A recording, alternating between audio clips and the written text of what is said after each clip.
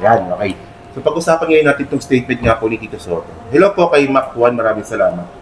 So pag-usapan, okay ba yung sound natin? Okay naman. Kasama ko pala si Mima Alicia. Yeah, so hello guys, it's me again, Alicia nyo. Nagbabalik muli para sa ating panibagong video. So ngayon so ngayon ako, doon ka.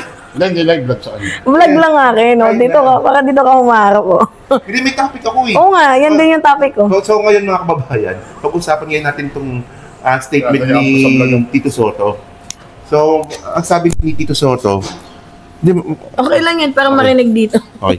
Ang sabi ni Tito Soto, may suspecha kami na inedit yung affidavit ng mga diskaya. So ngayon, sino ba yung sa tingin ninyo, kung totoo itong sinabi ni Tito Soto sa tingin ninyo, sino yung posibleng nag-edit or gumawa? Kasi ang pinapalabas dito ni Tito Soto, may scriptwriter. Oo nga, may ghostwriter. Ganun yun. Bro, kung ako yung tatanungin syempre laging nababanggit yung Romualdez dun eh. Sino ba yung may galit sa mga Romualdez? Diba? Sino ba yung nanggagalaiti sa mga Romualdez? Chris Ulo daw. Hindi, kasi alam mo kasi, yung point natin dito, no? Ay, maraming salamat no kay Lorna Tamagichi. Oh. Hindi kasi ang gulo kasi no. Hindi kasi una sa lahat kasi. Pwede natin ikumpara kasi yung nangyari sa Congress tsaka sa House. Sa Congress tsaka sa Senate, kung anong klaseng hearing meron. So, yung unang-una kasi dito sa Senate, ang unang tanong natin dito, bakit yung mga binanatan nyo lang kasi mga congressman? Yeah. Ayan ang unang-unang tanong natin. So, pangalawa, ang pinakamalupit pa dito, congressman na nga yung mga binanatan, bakit gusto pa ni Marcoletang ilagay sa witness protection program, no? Or maging state witness? Oo, state witness. Yung mga diskaya. Doon pa lang. Di ba? Kasi, ito yung sinasabi ko pa nung nakaraan eh.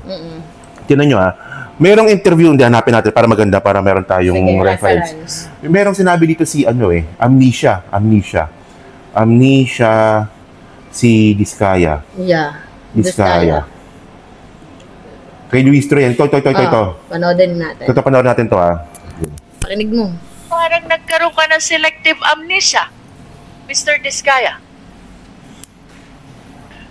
Would you like us to believe na may nanghihingi during the current administration tapos walang nanghihingi during the past administration?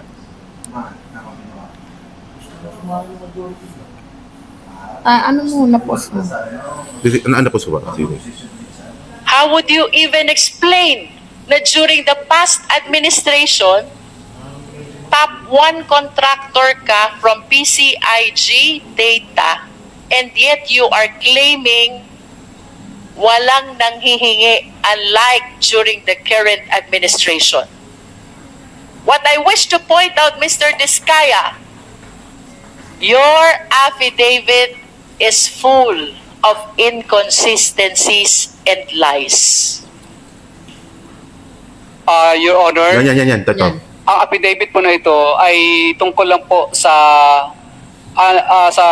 pagsuporta po namin kay PBBM po. Kasi po, ang kanya pong finilash po sa TV noong nakaraan po ay report po tungkol sa mga unprogrammed po na project. Ayan, okay. Kaya dito lang po. Sounds familiar ba? Kanino ba to? Sa'yo yan. Ito yung akin. Sounds familiar ba? Yeah. Naalala ko to, ito yung propaganda nila nung nag-rally sila sa Luneta. Naalala mo Mima nung sinabi ni Marcoleta. Kaya kami nag-rally sa Luneta dahil sinusuportahan namin ang sinabi ng presidente na wag ipa-impeach si Sara. Oo. Ito rin yun Oo. Ginawa ni sinangkalan ni Diskaya, yung presidente. Kasi ang tanong, di ba, bakit mo nakalimutan o ba't di mo sinama sa affidavit mo yung mga nangyari nung panahon ni Digong? So, ang ginawa ni Diskaya, ginawa niya pang sangkalan yung presidente. Oo. Narinig na natin itong mga kababayan. Di ba? Narinig na natin yun. Uulitin na naman nila yung ngayon, action. Sino bang yan? Kayo bang script yan? Sinong script yan? Sinong gumawa ng ganyang klaseng script dati pa? Di ba? Si Marcoleta din. Kaya nga sinabi na ni Marcoleta before. Tapos ngayon uulitin na naman nila. Oo. Pero I think yung ginawa ni Marcoleta, utos lang din yon. Oo, noon. Sabi ni Vizcaya. Pero, hindi lang yan eh. Hindi lang yan. Sige Ano ba yan? Kasi, However, kaya nawala to dito. Ano ba yan? sabi ni Vizcaya, Yun. Yan. Kasi mga kababayan, hindi lang yan. Ang malupit pa dito, ang gusto rin, bukod dun sa nagkataon, ewan ko lang kung nagkataon din, na yung nag-interview kay Vizcaya, si Marcoleta, tapos yung gusto rin na gawing state witness, si Vizcaya, si Marcoleta din. Oo, si Marcoleta. Bakit mo gagawing state witness kung hindi naman siya yung pinaka-least guilty? Kasi no, alam naman natin basic naman yung meme eh. Dapat bago ka maging state witness, dapat ikaw yung pinaka-least guilty. Eh paano ka magiging less guilty si Vizcaya kung siya mismo kumita ng billion-billion din sa mga project na yan? Si Marcoleta din. Kaya nga napakadelikado ng mga kababayan no, kung si Marcoleta hindi napalitan. Oo. Isipin mo lang, di Kasi ba? protected yan yung mga Vizcaya for sure. Oo. Yun yung mangyayari dyan. Poprotektahan itong Vizcaya. Oh. Hindi, tsaka papangit lalo yung Image ng Senado. takbo mismo ng investigasyon. At least ngayon, nakita ngayon natin yung pagkakaiba nung si Tito Soto ngayon may hawak. Oo. Oh, Kaya diba? nga galit na galit si Marcoleta na hindi pinirmahan ni Tito Soto na maging state witness. Tama ba? Itong mga... At saka sino bang maniniwala sa 2%, 3% nakita ng mga Vizcaya? Alam mo kung sino talaga yung pinaka least guilty dito? Oh. Yung in-invite sa Congress. Si Bryce. Oo. Pabaw ka ba na... Bryce ano yan? Ano yan ni Chris? Hernandez. Si Chris, tumatawa si Chris. Bryce Hernandez. Bryce Hernandez. Hindi, kung kumpara natin kasi si Bryce Hernandez, merong pinakitang picture. Oo. Merong pinakitang conversation. Oo. Mga Vizcaya puro lang sa... Merong text message. Oh. Yung mga Vizcaya ba nagpakita na ba ng ebidensya? Wala. Oh, wala, di ba? Oh. Pero di ba tama naman, di ba siya yung pinaka-least guilty, di ba? Si ano? Oo. Pero sa tingin mo, tama ba na dinala sa Pasay City Jail itong si Hernandez? Sino ba nagreklamo? Di ba si Marcoleta lang din? Yeah.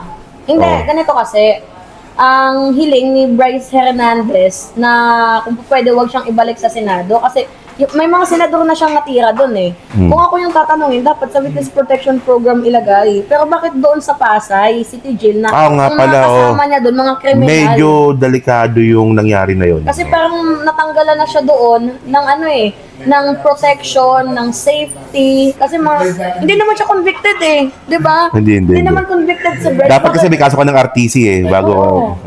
Dapat sa Witness Protection Program siya. Hiniling niya na wag siyang ibalik sa Senado, pero hindi niya naman hiniling na tanggalan siya ng protection. Di ba?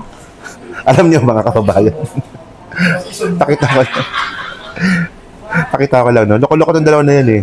Nandito Ayan. sila Oo. Diba? Langit lang kayo, wala kasi kayo content. Hingit lang May kayo. tanong ako din sa'yo, Takero.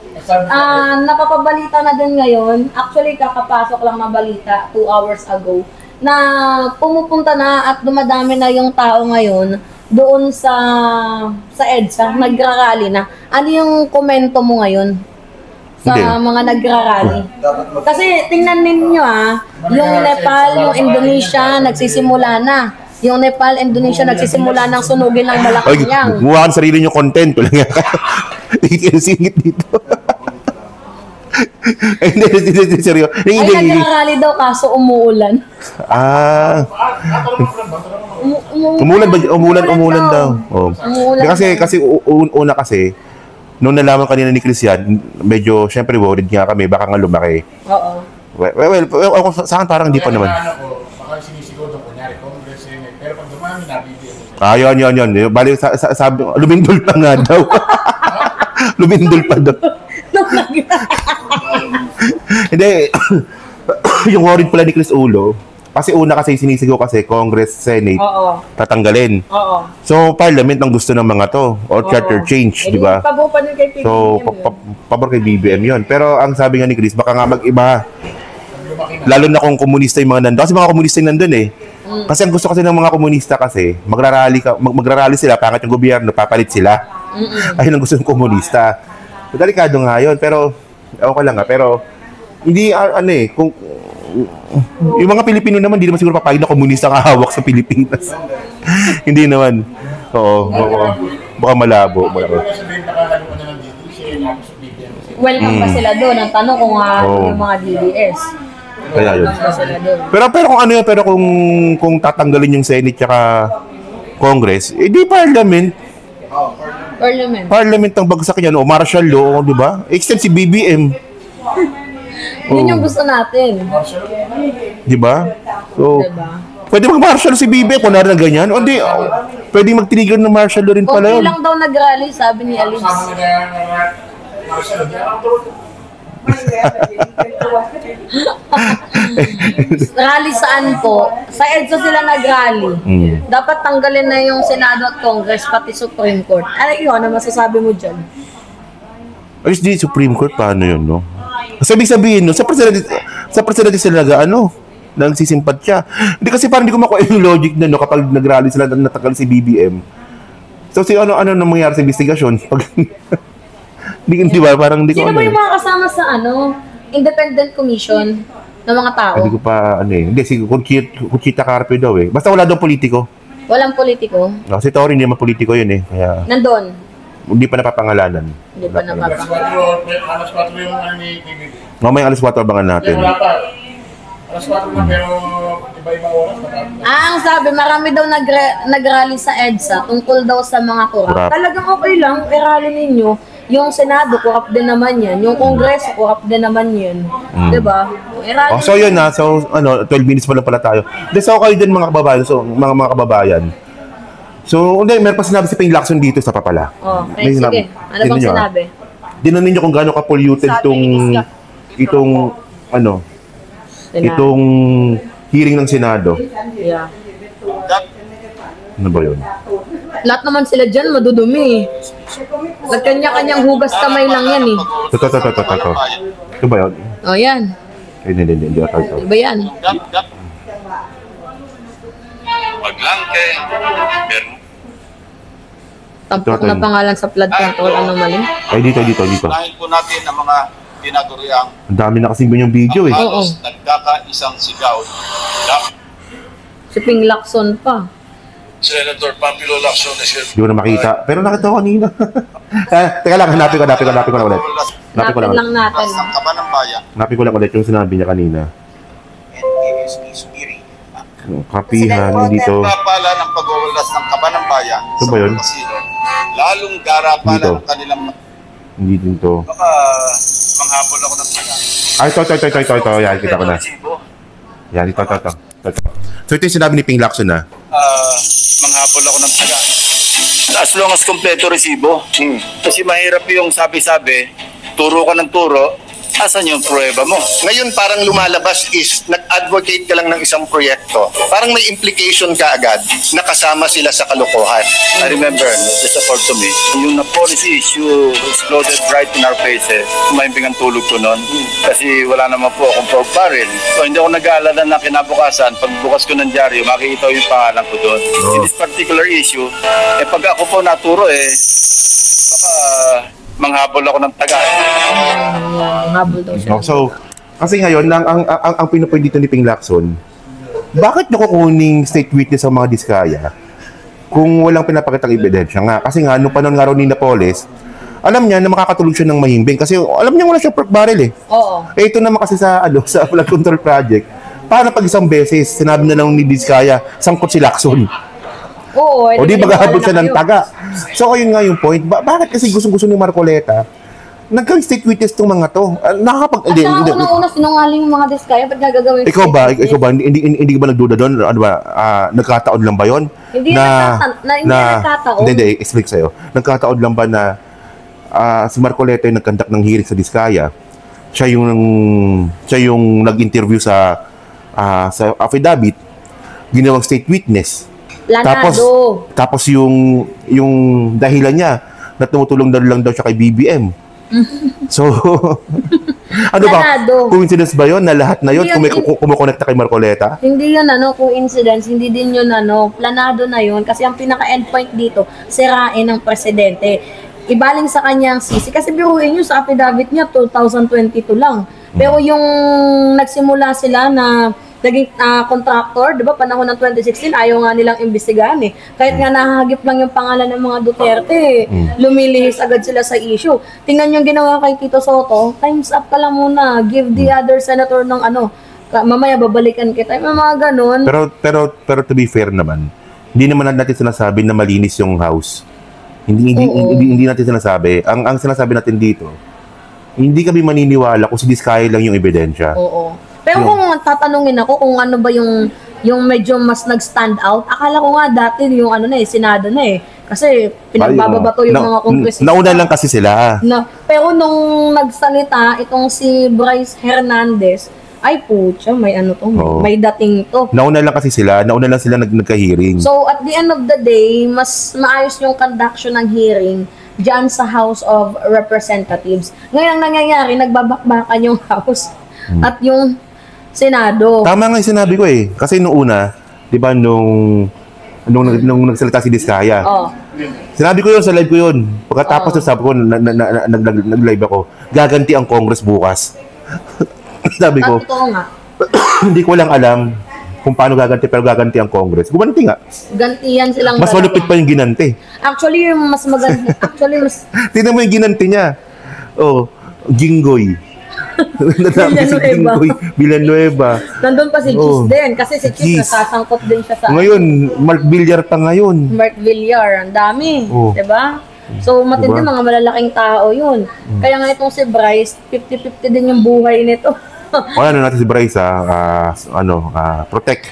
Oo, protect Bryce at panawagan natin sa mga Facebook account natin. Kasi karamihan talaga sa mga sa mga witness na madaming nalalaman, kapag nilagay na yan dyan sa kulungan, matik na. Bakit sila doon nilagay, no? Matik na. Pero ang sabi daw, solo lang naman daw siya sa kulungan. Pero we do not know. Ito pa yung malupit pala, isa pag ginawa ni Marcolelat. Nung kinuha nila si Bryce ng house, nagalit si Marcoleta.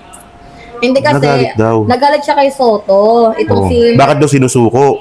Oo, bakit daw sinusuko? Kasi ang point dito, ayaw ni Bryce dun sa Senado eh. Ayaw ni Bryce. Humiling si Bryce. Kaya nga, hindi siya nagsalita sa Senado. Yun nga yung naging reason kung bakit siya pinakontempt, diba? Ikaw kaya Marcoleta, no? Kunwari, may kasalanan ka, ikulong ka namin. Mga kasama mo sa kulungan mga dating daan. Ewan ko lang kung hindi, lang kasi kamkawi sila, di ba? Ewan ko lang kung hindi ganun kasi safety na. Kasi kapag namatay yan, wala na, di tapos sa usapan. Kasi ang lumalabas ngayon na pinaka-less guilty talaga ngayon, si Bryce. Yeah. Sa ngayon. Oo. Sa ngayon siya. Kasi hindi pwede maging less guilty ang mga Diskaya, kumita ng pera. Yeah. Ang kwento pala ni Bryce, siya pala yung pumalit kay Henry Alcantara bilang DE. So, assistant siya ni Henry. Nung natanggal si Henry, siya yung pumalit. Ayun pala kwento nun. Oo. So, may alam talaga yung tao. Merong alam. Meron nga mga picture na pinakita eh. Oo. Diba? Meron pang mga perma. Diba? Mas safe si Bryce sana kung sa house nila kinulong eh. Oo. Dinitay na lang sa house. Oo. Hindi si kasi nagsuggest yun. Jinggoy. Si Jingo Lloyd. Si Jingo yung nagsuggest yun na doon ilagay si Bryce sa Pasay City Jail. Ngayon ang punto ko, ba't yung naman may nadali na ilagay si Bryce sa Pasay City Jail? Alam nyo naman na yung mga nandoon ay puro mga kriminal. Hindi pa naman convicted yung tao eh. Basta yun tamang sinabi niya. Basta ito malinaw, hindi naman natin nililinis yung house. Pag may ebidensya, maniniwala tayo. Oo. So, hindi pa talaga sapat na ebidensya yung sinabi ng mga Diskaya. Kasabwat yan eh. At saka hindi lahat ng mga kongresista na binanggit ng mga Diskaya marumi. Tingnan nyo Oo nga pala, may mga bago dun, Jake, di ba? Oo. Si Atayde binanggit. Hindi si Atayde, medyo si Atayde. Matagal na. Vargas, di ba? Yung Teodoro ng Marikina. Ito yung sinasabi ko kung gaano katanga tong scriptwriter ni Diskaya eh. Bago lang, tapos Si Marcoleta ata ba sumulat? Hindi, tanga eh. Kasi, utos ata ni Saka kay Marcoleta. hindi. Kaya pala para sintu-sintu yung sulat. Parang lumalabas pala. Baka si Sarah nga siguro yung nagsulat noon. Oo, si Saka yan. Ay, thank you nga pala kay kay Vida D. Maraming salamat Vida po. D. Oh. Kasi kung gagawa ka ng script, sana ayusin mo naman. Paano magiging kasabwat sa flood control project scandal?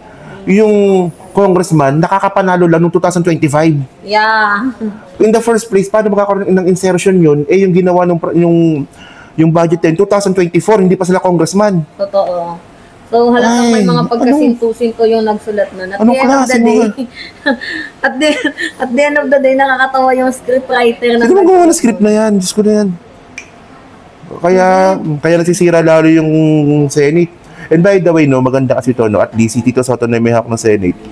Sana, maayos naman yan siguro to. Tataas yung moral ngayon. Hindi naman totally na makakaya ni Tito Soto lahat ng investigation na yan na gagawin. Kasi syempre kailangan pa din dyan ng help ng ibang senador. Pero well, at least mas safe kung papakinggan natin kaysa naman kay Marcoleta na medyo may kinikilinga. Right? Saka may bad intention si Marcoleta. Baka nga siya pang scriptwriter eh. Di ba? May connect baka lang ha. Hindi ko sinasabi siya. Allegedly. Kasi siya yung unang-unang sumusuporta dun sa affidavit eh. Oo. Siya yung unang di man lang nagtanong, di man lang inayos yung affidavit. Wala nga tanong na nangyari. Okay, ganun lang. Diba, kahit nga din yung donator ni Cheese Escudero, hindi nila inipit eh. Hindi sila nagtanong doon, pero nung nandoon na sa house, talagang napilipit, umamin na yung 80% ng project ni Lubiano ay sa Sorsogon. Umamin eh. Samantalang doon sa Senate, wala, hindi talaga nila inipit. So parang mayroong pagtatanggol. Manilin lang talaga si Marcoleta. Uy, magagalit na naman yun sa'yo. Patola pa naman yun. Baka na naman ipatawag na naman sa Senado. Alam mo, ito yung pinakabobong sanyalis talaga sa bobo. Tuwang-tuwa kayo nagaganyan. Kayong bobo-bobo nyo naman. Hindi na nga kayo relevant kung tutusin. Ay, thank you po kay Lola Mel's Kitchen. Thank you po.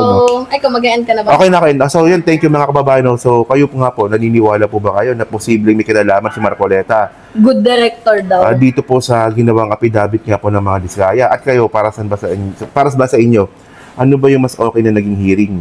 Mas okay ba yung hearing na nangyari sa Senado o sa Congress o parehas maganda o parehas mapalpak? Pero kung tatanungin, mas inaabangan ko yung independent commission. Ayan, no. Yun. Mamaya na ata yun. Walang politiko. Mamaya na ata yun. Aabangan natin yan. Para malaman natin kung sinong pinaka-uod, pinaka-salot dito nga po sa flood control anomalies. Yun. So, thank you mga kababayan, si Mima Alicia. Yeah. Kay Romeo Moto.